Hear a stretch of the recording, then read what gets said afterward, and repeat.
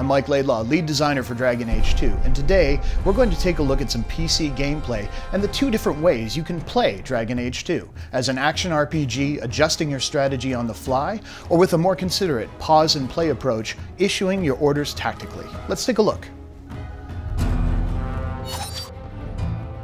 So let's take a look at how Dragon Age 2 plays if you tackle it like an action RPG. If you want to play in real time, you can absolutely do so.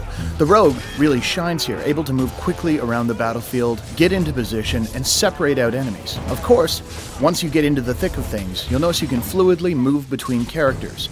Mages, of course, shine when groups are clustered, while a stealth character can deliver vast amounts of damage from the safety of shadows. And with the enemies torn to pieces, it's just a matter of switching back to Hawk to pick up the stragglers.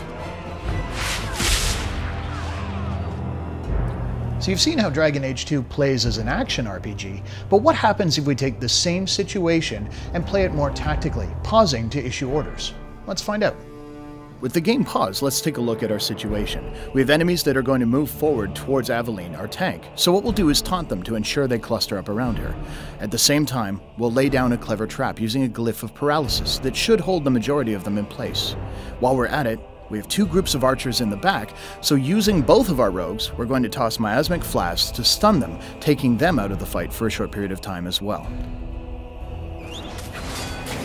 The enemy's approaching, they hit the trigger, perfect, they've fallen into our trap like we expected. And now we're able to cut down the back ranks, using our archer to eliminate theirs while they're stunned. The tank, of course, Aveline, can move in and start dishing out damage while the defenses are down on the paralyzed foes.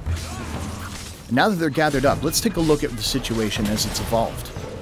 Switching to Hawk, you'll notice that the enemies are all kind of standing in a row, perfect for a knockdown attack, which will scatter them off their feet and unable to move out of a rain of arrows that Varric will lay down over the battlefield.